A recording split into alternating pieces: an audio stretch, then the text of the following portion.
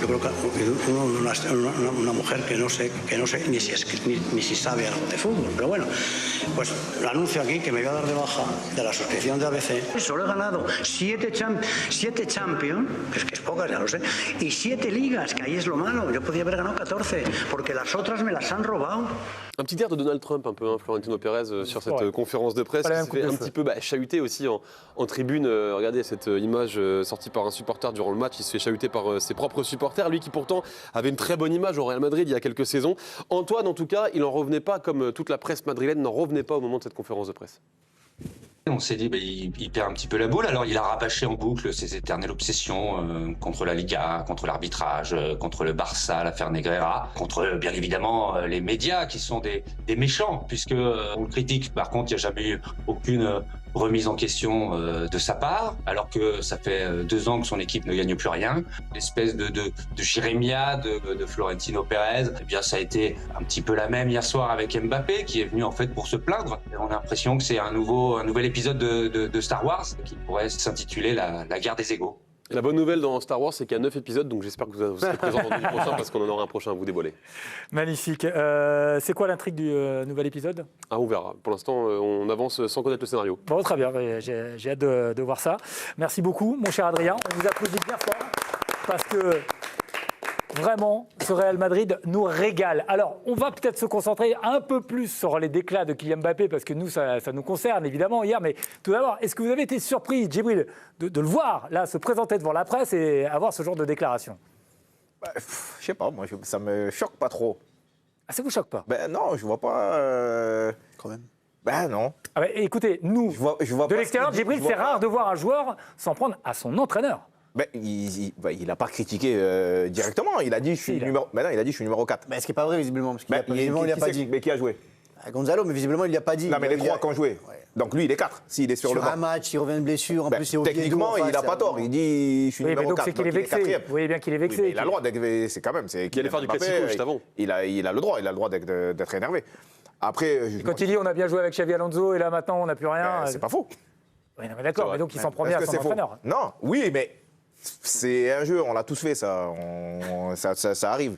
Après, je vois pas pourquoi. Bon, après, on est au Real Madrid. Quand on dit un petit truc, ça prend des proportions. C'est pas un petit truc. Pas un petit truc là. Il le fait, Djibril, parce qu'il sait que c'est fini, Arbeloa. Si Florentino Pérez avait déclaré la semaine précédente Arbeloa sera l'entraîneur du Real la saison prochaine, je te mets un billet qu'il n'aurait jamais fait ce type de déclat. En revanche, moi, je m'interroge sur cette sortie et le timing, parce qu'il reste encore 2 matchs pour le Real Madrid avant que Mbappé rejoigne l'équipe de France.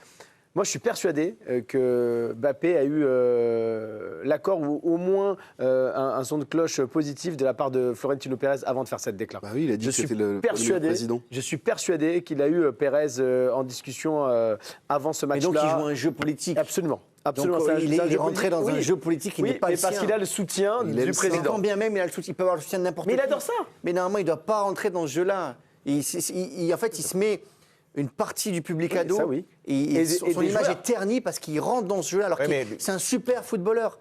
Il ne faut pas qu'il rentre dans le jeu politique. Mais lui, dans sa tête, il est assez fort pour régler ça sur le terrain. Vous croyez, Djibril? Moi, je me posais la question, c'est même au bout d'un moment, si la saison prochaine, par exemple, il y a encore des sifflets et tout, il va en avoir marre, il va partir du Real, non? Il va se faire siffler comme ça, il va l'accepter tranquille. Dans sa tête, tant qu'il a du temps de jeu, il va remettre les choses à l'heure. Il va pas partir. Non. Mais en marquant des buts de manière individuelle, c'est-à-dire qu'il marquera toujours des buts. C'est un super joueur, c'est un des meilleurs joueurs de la planète.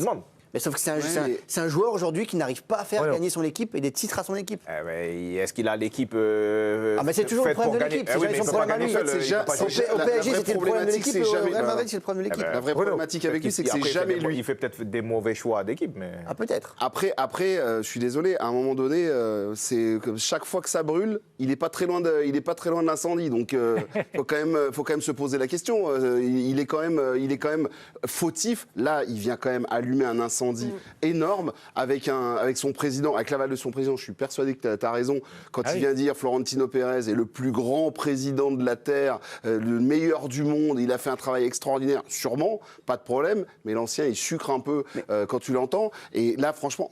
Bruno, au-delà de ça, quand t'es coéquipier aujourd'hui, t'entends ça? Mais t'as pas envie d'aller à la guerre pour lui. Hein. Ouais, quand tu vas jouer sur le terrain et qu'il va avoir le ballon et qu'il va dribbler, Il y a plus de guerre. toi tu vas te replacer, Elle est finie, les armes sont déjà posées. Exactement. Mais il y a une l'année vidéo prochaine, il y aura des mecs, Gonzalo, il sera encore là l'année prochaine par exemple. Il y a des vidéos. Ils vont Même partir en Bellingham, vacances, ils vont faire la Coupe du Monde, ils vont partir en vacances, ils vont oublier ce qu'il a dit. Ah bon? Mais bien sûr. Ah oui, tout le monde sera copain.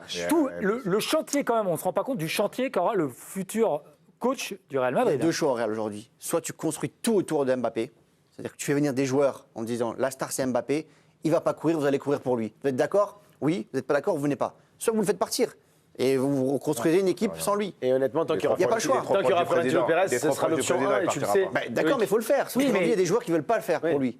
Il faut construire une équipe autour de lui, ce qui n'est pas le cas aujourd'hui. Ce qui s'est passé, c'est que le problème, c'est, moi, j'en reviens juste quand même à mon histoire. Voilà. Mais je reviens quand même à mon histoire de public. Là, aujourd'hui, on a vu le micro-trottoir que vous nous avez montré, Adrien.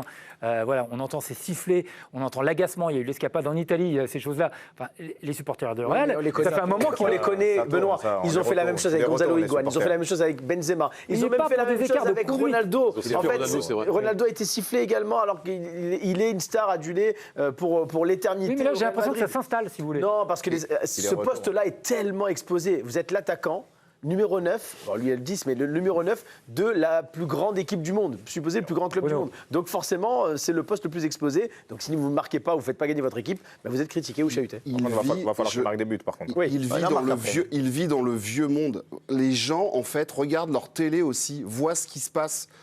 Que fait le Bayern ?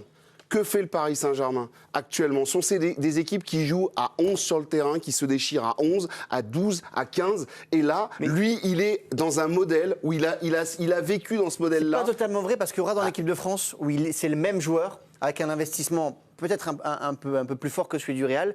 Mais sauf qu'il a vraiment une équipe qui lui est dédiée. Oui. Et même les stars de cette équipe-là sont dédiées à Mbappé. Tu peux dire ce que tu veux. Ils ont tous envie de courir pour lui. Ah bah quasiment. Ils essayent de lui. Alors il y en a certains qui essaient de lui faire comprendre en disant il faut que tu cours un peu plus, il faut que tu te battes un peu plus. Mais on sent quand même qu'en équipe de France, cette équipe-là peut gagner avec un Mbappé qui joue quasiment de la même façon qu'au Real. Donc c'est possible de le faire.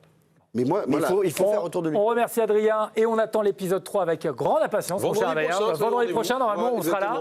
Et il y a eu autre chose. On parlera des filles le vendredi prochain. Bien joué, Candice.